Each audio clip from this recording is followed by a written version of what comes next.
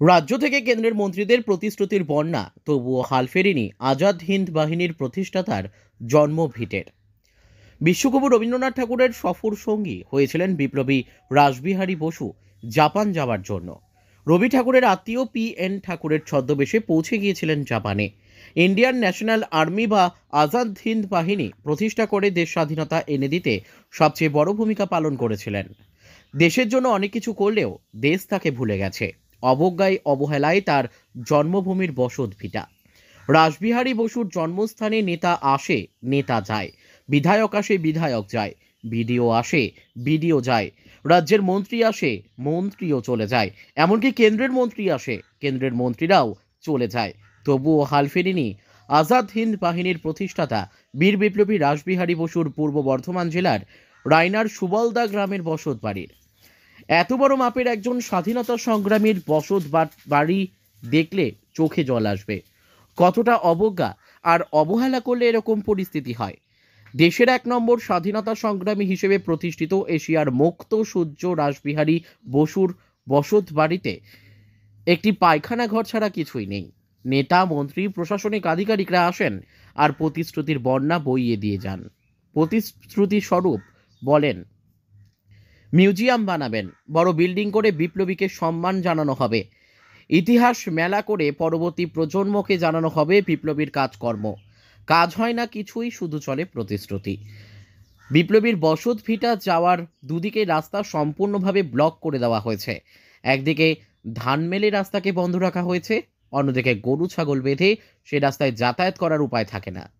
এমনকি ট্র্যাক্টর দাঁড়িয়ে আছে রাস্তার ওপর, যাওয়া আসা করার কোনো সুযোগ নেই।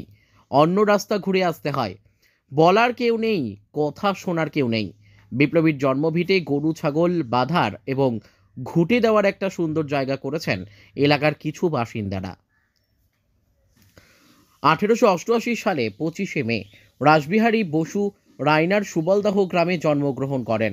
এই বিপ্লবীর মৃত্যু হয় 1945 সালের 21শে জানুয়ারি জাপানে। বড় বড় ঐতিহাসিকরা স্বীকার করেছেন, রাসবিহারী বসু জন্মগ্রহণ না করলে বা আজাদ হিন্দ বাহিনী গঠন না করলে ভারতের স্বাধীনতা আরও পিছিয়ে যেতে পারত। সুভাষচন্দ্র বসুকে প্রতিষ্ঠিত করে সারা ভারতবর্ষের মনে উজ্জ্বল দাগ রেখেছেন রাসবিহারী বসু। যিনি জাপানের নাগরিকত্ব নিয়েছিলেন ভারতকে স্বাধীন করবেন বলে। জাপান সরকার তাকে সেই দেশের সর্বোচ্চ সম্মান রাইজিং সান পুরস্কারে সম্মানিত করেছিলেন, কিন্তু খুবই দুর্ভাগ্য তিনি ভারতরত্ন হতে পারেননি। সারাটা জীবন তিনি উৎসর্গ করেছিলেন দেশের স্বাধীনতার জন্য। তার প্রতি অবজ্ঞা, অবহেলা কোনো সুশীল সমাজ মেনে নিতে পারছেন না, কিন্তু করার কিছু নেই। মন্ত্রী থেকে প্রশাসনিক আধিকারিক সবাই এসেছেন, কিন্তু কাজের কাজ কিছুই হয়নি। কিছুদিন আগে রাজ্যের মন্ত্রী স্বপন দেবনাথ 5 লক্ষ টাকা দেওয়ার প্রতিশ্রুতি দিলেও 1 টাকাও দেননি। কেন্দ্রের অর্থ প্রতিমন্ত্রী পঙ্কজ চৌধুরী এসেছিলেন, প্রতিশ্রুতির বন্যা বইয়ে দিয়েছিলেন, কিন্তু কানা করিও বিপ্লবীর বসত ভিটার জন্য জোটেনি। এই তো রাসবিহারী আসল জন্মস্থান এইটা। আচ্ছা, আপনি এখানে থাকুন। আচ্ছা, এই যে রাসবিহারী বসু, এই যে আপনি কথাগুলো বলছেন যে বহু জন আসছে যাচ্ছে কিন্তু কোনো উন্নয়ন হচ্ছে না, এই সম্বন্ধে আপনি কি বলবেন? কি বলবো আমি, এখানে আমরা দেখেই যাচ্ছি এখনো, কতদিনে দেখি কি হয়। আচ্ছা, আপনার দেখা মতো এখানে কারা কারা এসছেন? আমাদের দেখানোর জাপানি রাষ্ট্রদূত এসেছিলেন, তারপরে সেন্ট্রাল মিনিস্টার 2 বার করে আসলেন, পীযূষ গোয়েল ঘুরে গেছেন, রাজ্যের মন্ত্রী, তারপরে আবার এখানে রাজ্যের মন্ত্রী তো অনেকেই এসছে। ওবিসি কেস ছিল, কিন্তু এখানে আসতে দেওয়া হয়নি। আমরা তো বাঙালি না। তার আগে ওই যে আমাদের ফুড মন্ত্রী উনি এসেছিলেন, তাকেও এখানে আসতে দেওয়া হয়নি। তো আপনারা কি চাইছেন? অ্যাকচুয়ালি তো হয়নি তো কিছুই, কিন্তু আপনি কি চাইছেন? আপনারা কি চাইছেন? এখানে যদি কিছু হয় হবে, না হলে এই গরু ছাগল যা বাঁধা হচ্ছে, রাত্রির বেলা এখানে ছাগল রাখা হয়, জল হলে ছাগল রাখা, এখানে সারাদিনে এই হয়। হ্যাঁ, এটা সংস্কার হোক বা কিছু হোক এখানে। আপনার কি নাম? আমার নাম শেখ আসগার আলী। আচ্ছা, আপনার এখানেই বাড়ি? হ্যাঁ, এই তো এইখানে রাসবিহারী বসু জন্মেছে, ওর মাটি বাড়িটা আমি জন্মেছি। বসু সম্বন্ধে কি জানেন আপনি যদি একটু বলেন? বসু আমরা শুনেছি উনি এখান থেকে বাচ্চাবেলায় আসতেন, কখনো কখনো এখান থেকে পড়াশোনা করতেন, করে চলে গেলেন চন্দননগর মামার বাড়িতে, সেখান থেকে আসতেন। যখন আসতেন তখন ইনি এই বাড়িতে শুতেন না, কারণ এখানে ওনার জ্যাঠির যে বাড়ি ছিল তার এখানে খেতেন, ওপারে শুতে যেতেন। হ্যাঁ, আসার সময় শুনলাম বর্ষাকালে, আমরা শুনেছি বর্ষাকালে উনি আসছিলেন, নদীতে পার হওয়ার সময় সিআইডি ফলো করেছিল। তো বললো ঠিক আছে মাঝি ওদিকে তুলে নাও, আমি আছি, আমাকে তো ওরা নেবে, আমি আছি, কোনো ব্যাপার নেই, নিয়ে নাও। ওদের খানিক্ষণ পরই ওদিকে আমি নেব, তোমার জামা প্যান্ট বাড়িতে পৌঁছে দিও। রাসবিহারী বসু কি করেছেন বলে আপনি জানেন? তারপরে আমাদের এখানে যাতে আজাদ হিন্দ ফৌজ যে গড়েছে, হ্যাঁ, মেন নেতাজি সুভাষচন্দ্র বোস কার জন্য বড়? আমাদের রাসবিহারী বসুর জন্য বড়। আপনি কি এটা গর্ব অনুভব করেন যেখানে হ্যাঁ। রাসবিহারী বসু জন্মেছেন, আপনি হ্যাঁ। একবার পাশাপাশি বাড়িতে আপনি হ্যাঁ। জন্মগ্রহণ করেছেন? এটা তো গর্ববোধ করি, কিন্তু আমাদের এখানে কিছু হতে যায় না। কারণ আমি প্রথমে আপনাকে বলেছি না, আমরা বাঙালি। আমার ভাই কি খাবে আমি জানি না, আমি খেলে আমার যথেষ্ট। আমি যদি আমার ভাইটা নিয়ে নিতে পারি, আমি অনেক বড় লোক, এইটুকু আমরা জানি বাঙালি।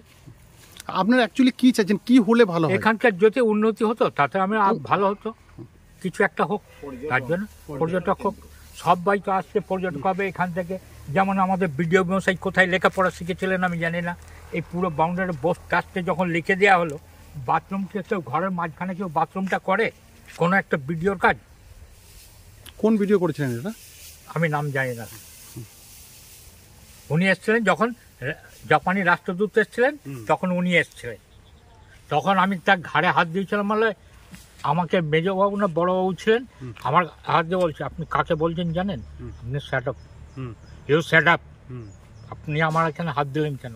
আপনি জানেন আমি কার বাড়িতে খাওয়া দাওয়া করাচ্ছি? জানেন আপনি? আপনি আমাকে চেনেন না? আমি আপনাকে চিনি না। না শোনে না, ওনারাও তো এসে বলে যায়, কিন্তু কথা কেউ শোনে না। গরু ছাগল এই যে গোবর লাদ, এই যে আপনারা এত দূর থেকে আসছেন, গাড়ির তেল পুড়িয়ে পয়সা খরচা করে এসে তো দেখতে আসছেন, কিন্তু আমরা তো চাই যে আমাদের এখানটা কিছু হোক, হলে আমাদের উন্নতি হলে আমাদেরই তো ভালো হবে, লাগবে, কিন্তু সেটা কেউ করছে না। এই যে রাসবিহারী বসু এত বড় একজন স্বাধীন, আপনি এই সম্বন্ধে কি কিছু জানেন? আমি এটা আপনি কি এখানে গৃহবধূ না কি এখানকার বউ? আচ্ছা, তো আমি এটা বলতে পারবো না, বলতে পারবো ওনারা বলতে পারবে। আছে তো। আপনারা কি চাইছেন এই এলাকায়, কি এখানকার? আমরা কিছু চাইছি যে আমাদের এখানটা কিছু হলে ভালো হয়। একটা কিন্তু আমাদের দেশের লোক করতে চাইছে, কিন্তু আমাদের এইখানটা লোকগুলো করতে দিচ্ছে না। কি করতে আপনাকে জানেন যে রাসবিহারী বসুর আন্ডারে সুভাষচন্দ্র বসু বেড়ে উঠেছেন বা তার প্রধান সেনাপতি ছিলেন। তো এইটা কি জানেন যে অনেকে সুভাষচন্দ্র বসুকে করে, কিন্তু রাসবিহারী বসু আজাদ হিন্দ বাহিনী প্রতিষ্ঠা করেছিলেন। আপনার কি নাম? আমার নাম রীতা পাল। এখানেই বাড়ি আপনার? আর এখানে তো অনেক নেতা মন্ত্রী বিদেশ থেকে এসছে, তো তারা আপনার কি দেখেছেন, কারা কারা এসছে আপনি বলুন তো? অনেক লোক এসেছে, এবার কোথা থেকে এসেছে? এখানে তো জাপানি দূতাবাস থেকে এসেছিল, আপনার কেন্দ্রের সেন্ট্রাল মিনিস্টার এসছে, জাপান থেকে আছে, তারপরে ওই কি বলে কি জায়গাটা নগরদ্বীপ মায়াপুর, ওখান থেকেও সব লোক আসে গাড়ি করে, অনেক লোক আসে এখানটায় দর্শন নেওয়ার জন্য আসে। দেখেছি, কিন্তু এসে এই গোবরের গুঁটো দেখে যায়। হ্যাঁ, এসে এইটুকু দেখে যায়। এই যে আমি যে বলছি না, এটাই আবার দেখবে এত বড় হয়ে যায়, জানেন তো, এটাই অনেক খারাপ করে ফেলবে, বলে ফেললু, সেটাই হচ্ছে কথা। কিন্তু আমরা চাই যে আমাদের এখানে কিছু হলে